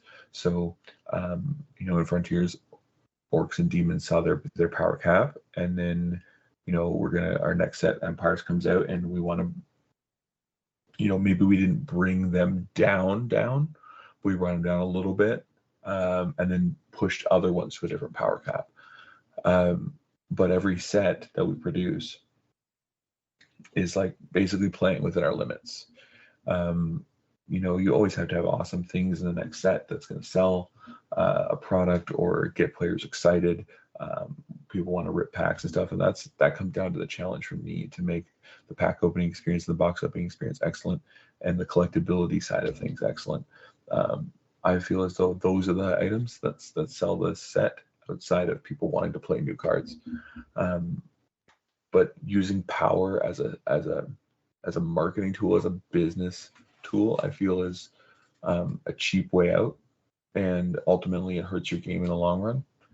So when it comes back to this warrior, a Plunder warrior with a 3 power, now interesting choice of a keyword on Cody's part here with Plunder, because Plunder's a pretty divided mechanic. Some players absolutely love it. For the most part, they love the concept of it.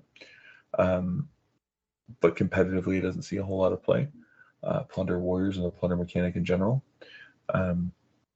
But, as we've toyed around with tokens being 5 power with some keywords, and most recently, Mariana's 3 power warriors that can actually physically attack with a keyword. The concept of having higher power warriors with keywords in Legion's history will come eventually. Now, are they going to be readily available? Are they going to be locked behind a Renown or Exalted? Potentially. But what I'm saying is that I have sculpted the game to have a very, very big or broad design space. So whether that be keywords on warriors with higher than 1 power, whether that be on, like, for instance, the Revolution cards that came out in Empires that create a game state change. Whether that be the fact is when you're looking at a Legion's playmat and you notice that underneath the Veil and Realm, there's 2 open spaces on that playmat. What? One next to the Guardian and one next to the Synergy. Is this the first time you just announced that? I've in smaller circles I've talked about it, but whoa, that's huge. But the playmat was designed with those spots being there as a future design space. It's so fair. There's we have a lot in store for everybody, and just whether it's mechanics or keyword abilities or game state changing cards, or more spaces on the playmat, or eventually dual color cards in the future. There's a lot of design space, and we never stop thinking, we never stop learning. So, will we? You just said two.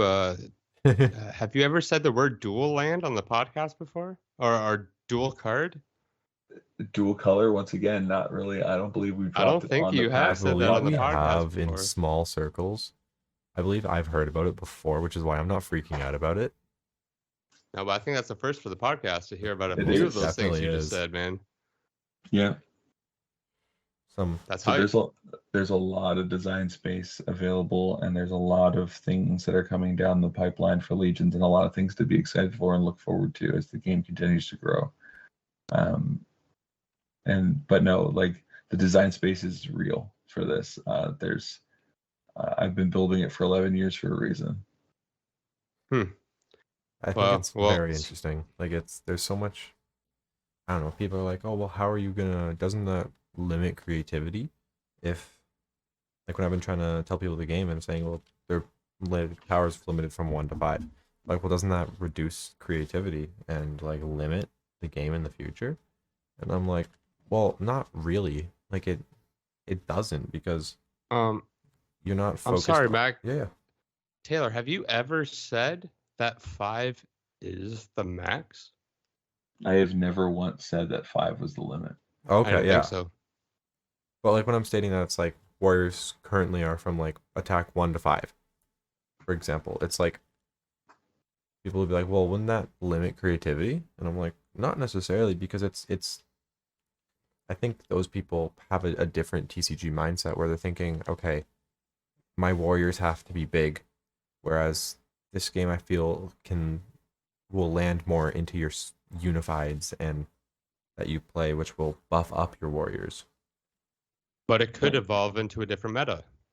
It could, right? Exactly. You could end up having, like, I don't know, if Taylor wants to make like some kind of like Eldrazi group where it's like massive 20 powers that are bounty, that'd be really funny. I just feel there would have to be a drawback.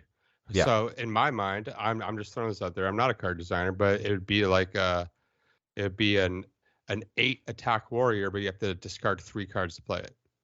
There's always a way to balance it, right? Yeah. No, exactly. Yeah. It's But I mean, when you're looking at preliminary, like Cody mentioned, I've never mentioned that 5 was the power cap for warriors, and I think Matt knows this so too well. I hide a lot of things in cards. oh yeah. I had a lot of things in flavor text. I hide a lot of things in the lore. I hide a lot of things in design, even in artwork. But I also hide things in plain sight. And what I mean by that is there's a reason why Prometheus, the Warlord Prometheus, and the Warlord Ethel, physical attacks hit for 6. Yeah. Nice. Why would they hit for 6 if the highest power warrior is 5? I know. Trust me. I noticed that you power crept the warlord's physical attack, but it's not a power creep because it's all a balance of what their special ability and the magical attack does as well. Exactly. Wait, Ethel hits for 6? Yeah. Yep. Wow. I didn't even notice that.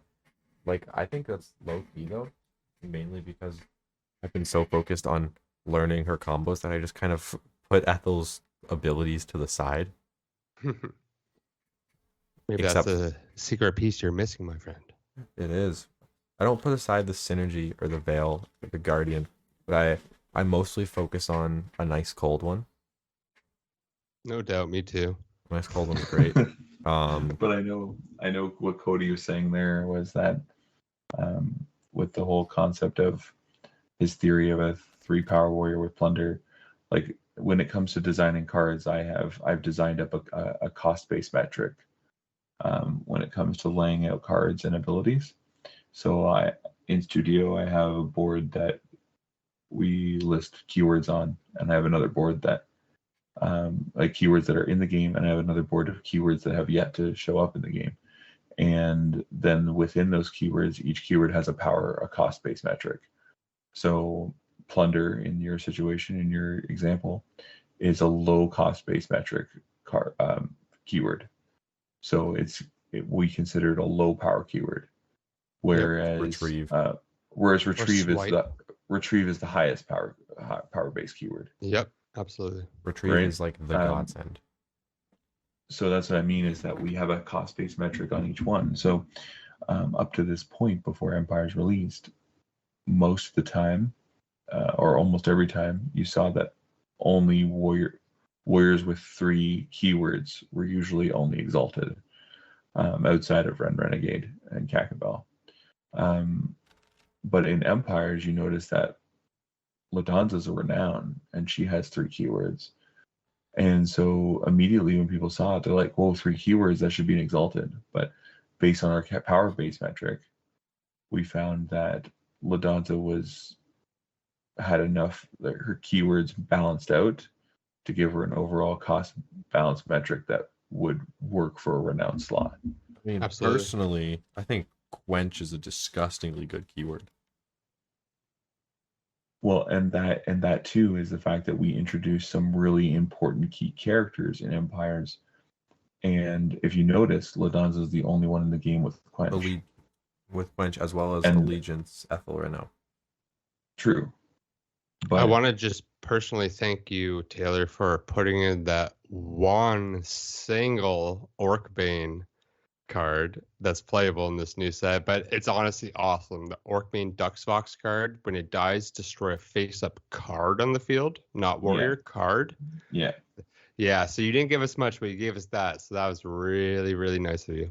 I mean, I also gave you Zelfatork, the Fatal Frenzy. But- Yeah. Obviously, yeah, for sure. Very So interesting. yeah. I got one more. I think it's almost the most important question I'm going to ask tonight. We Alright. still got Okay. time, guys. Oh Yeah, yeah. for sure. This is for you, Taylor. Okay. I've got an inside source that tells me that once upon a time. Sorry, I'm going to preface this a little bit. This is called the Legions Lounge. We don't just have to talk about Legions, right? No. If you got No. something, All right, so Taylor, I heard once upon a time you were a baller, man. yeah, I was. Well, okay, so I'll let you get into it, but I just want to say that like basketball out of all the organized sports is by far my favorite sport.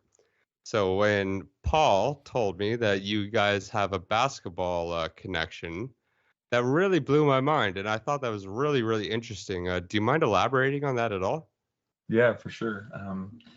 I played basketball for 17 years of my life. Started when I was 5, and back when I couldn't even dribble a ball. And coming from a European family, they all wanted me to play soccer, and it broke their heart when I told them I wanted to play basketball. I know that feeling too well.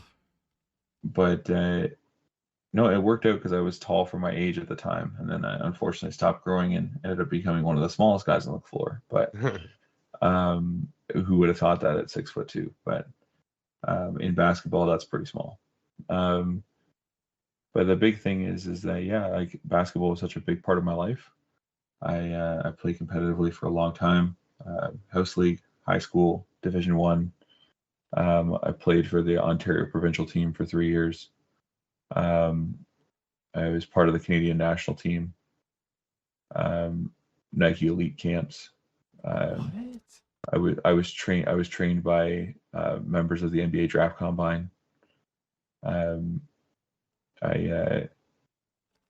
one point, my coach was the Canadian national coach, the Canadian Olympic coach. Got a chance to meet former NBA players and work with them in elite camps like Jamal McGlure and Steve Nash. Nice. So I spent a lot of years. That was my dream. I wanted to go pro, and spent a lot of years, sacrificed a lot of my time, a lot of my energy, and a lot of my body. And unfortunately, like a lot of different things, if you watch the old movie Hoop Dreams, if your body gives out on you, that's all you can do, right? I was told that after I broke my ankle, that the growth plates weren't going to grow me or going to be any taller, and I did a severe damage to muscles, ligaments to my neck, to prevent me from being able to turn it fully. So now it makes it challenging in some situations and stiff some mornings, and and then I also pushed it to the limits where if I kept playing as hard as I was probably going to blow out a knee or two. So it's just the body wore down on me, unfortunately. But basketball's still very much a part of my life. I've been a Raptor fan since '95, since the conception of it, ever since I was a kid. I watched all their struggle years all the way up to their final and championship run. Yeah. I still dog. remember that moment, screaming in my living room, Oh, man, Watch. right now in the middle of the street, Taylor. watching it happen. And I remember winning so many bets because the guys I worked with said they would never get past Milwaukee, and they did it. And I remember, honestly, like, it's such an emotional experience. I remember when they handed the trophy to Kyle Lowry, and I started crying. Like, yeah. it was, Yeah. it was an amazing experience. And yeah, it's just, basketball's been a huge part of my life. Actually, recently I got back into it again, after setting it down for so many years and devoting time to the card game. I got back into it again, and I started coaching and started teaching young kids how to play, and that's been very rewarding. Just imparting some of the game knowledge and the wisdom that I had, that I picked up over the years, and some of the stuff I learned from coaches and stuff. So yeah, it's been a big part of my life this whole time. But You know what, Taylor? Is it weird for me to say that I think maybe your understanding of basketball has something to do with you being able to design a balanced game? Because personally, in my opinion, why I like basketball is because I think it is the most balanced game, where a hockey game can end 0-0 and go to shootout. A soccer game can end 0-0, but the scorer's got to score in basketball, and the defense has to be lined up. It's a different meta game. And did that come into your game design at all? I think it did. I think it definitely bled over. If it wasn't readily happening, it was definitely subconsciously. Yeah. When I first started playing, I couldn't shoot the ball at all. So, I spent a lot of years working on defense, because I learned at a very young age that if you can defend, the coaches will play you, because everyone out there, every kid wants to score. Everyone wants to be the next Steph Curry. Everybody wanted to be like Mike, right? Yep. How many times in school where you throw a crunched up ball of paper to the garbage and you yell Kobe, right? I mean, everybody wanted to be the scorer. Nobody wanted to do the dirty work. No one wanted to grind. And to me, the way I looked at it is, every time I stopped a basket from being scored, that's one less I had to score at the other end. Yeah. And I have a lot of respect for the guys who show up, put the hard hat on, and do the hard work. And I think that really blends in over into the card design, is the fact that every day I put that hard hat on and I do the hard work. You're in the paint, dog. Yeah. And, there's a lot of times, especially whenever the crunch time was to get umpires out to everybody, and we're in the fourth quarter and the game's on the line. And, Oh, you guys were tied. 10 seconds left. Yeah. And we had the crunch to get umpires out to everybody, the crunch to make release time, that the best players in the game perform when the lights are at their brightest. The irons are formed under pressure. Absolutely, man. Well, yeah, I don't want to talk about sports too much, but I'm really glad you answered that for me. Anything else you guys want to talk about? I think I'm all good. I mean, it's been a fairly long episode. We're just approaching an hour and 50 minutes.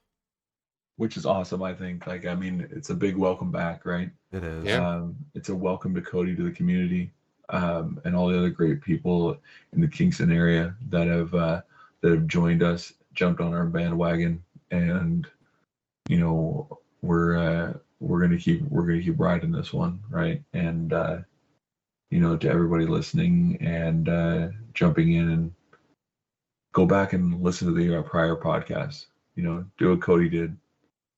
Dig into this game. Give us a little bit of your time. That's all we're asking for.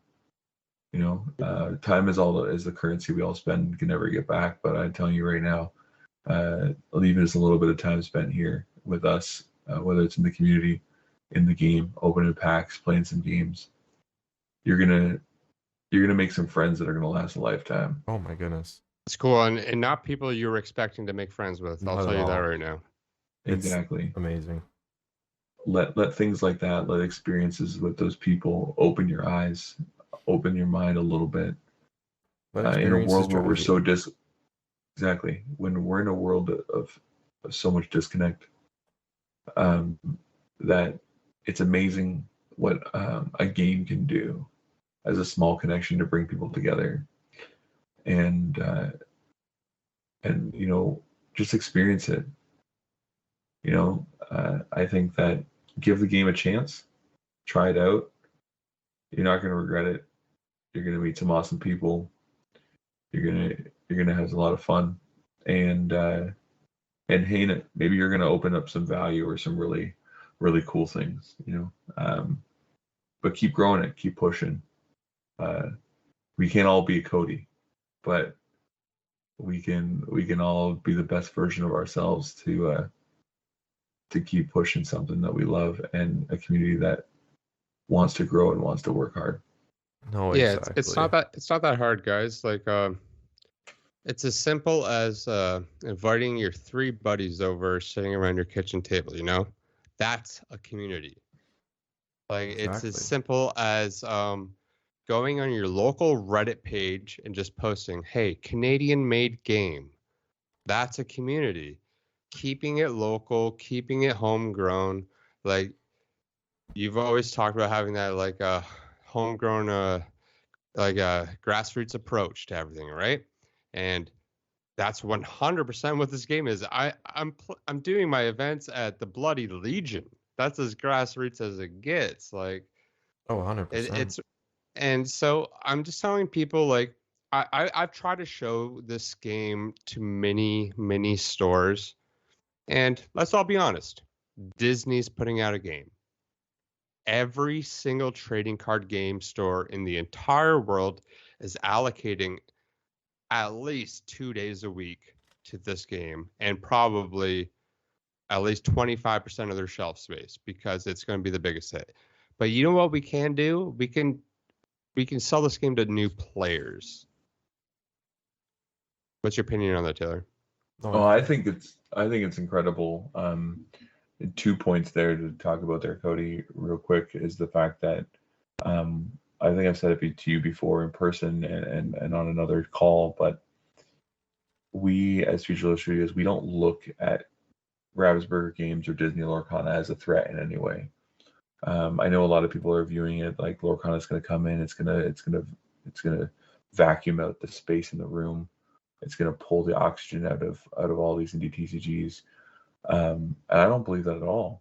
I honestly believe it's going to do the opposite. Sorry to cut you off, but like it's the best publicity for trading card games you'll ever get, man. Exactly. I mean, Disney's one of the biggest IPs, if not one of the biggest IP in the world, and if they're a big corporation and they want a slice of this pie of the TCG space, there's a reason for that. They already have all the other alternate revenue streams, and yet they still want more. They still want into this.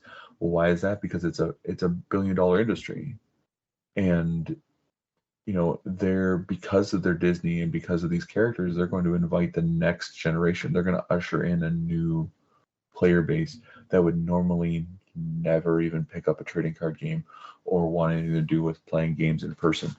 And just like we do with everything, you grow into things over time. And going off of what Mark Rosewater said, one of the lead developers of Magic for its entirety. I love him.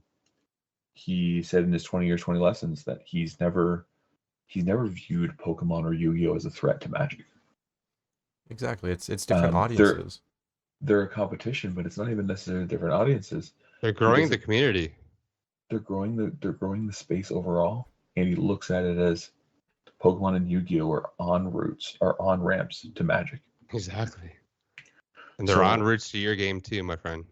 And that's what we're looking at Lorcana. It's bringing in a bunch of kids, and then when they're done playing with Mickey Mouse, what are they looking for next? And then Exactly. we're gonna be right there. Right? Zelf torque. Sharn. Yeah, and we're gonna jump in and hopefully be able to encapsulate even one or two of those players. If we're talking thousands upon thousands playing. Oh, it's a good percentage. Even 1% of that player base is huge, right? Oh, 100%. Exactly. We're a humble game. You know, we're not shooting for the moon. If we get there, awesome, right? But I'm like I said, approach it with basketball. I'm gonna put the hard hat on. I'm gonna keep going to work and doing the job that not everybody wants to do. I've said it before on the podcast. I've said it on my Inside the Creator's Mind episodes. You gotta love it because it doesn't love you back. Yeah. Right. Trust me, I've realized that, brother. Exactly. And I think this is a perfect place to end off. I don't know if you guys agree. Yeah. It's Yeah. been a great night. It's been Has an been a great amazing night. night. Do you mind if I give a little plug before we call it a night? Go right for it. Cody, go for it. All right, so guys, I'm just going to put this out here right now. Boosterhouse.ca. Boosterhouse.ca, we have the cheapest singles and legions in the entire world. I do $2 on track shipping, and we do $12 track shipping. Unfortunately, Canada Post is like that. But trust me, I've done over 500 shipments of singles within the last 6 months, and every single one has reached their destination. So go with that $2 shipping, guys. And Like I said earlier, promo code Legions Lounge 50. That's from the day this episode comes out, you get 24 hours, 50% off all singles. Unfortunately, only delivered within Canada at the moment, but boosterhouse.ca will start shipping to America very soon. We just have to figure out some appropriate prices. So that's Legions Lounge, no apostrophe, all lowercase, 50. There will be an image for it right at the beginning of the site once you log in. And So just a yeah, check. question: how long does the shipping tend to take? It depends where you are. If it's within Ontario, usually 3 to 5 days. Canada, 5 to 7 days. States, we're looking at 1 to 2 weeks. And then there you go. Yeah. Thanks a lot for having me on, guys. Thank you so much I for being appreciate it, here. Cody. This is a great time back into the Legions Lounge. Thank you all for listening in, and I will see you next time in the lounge.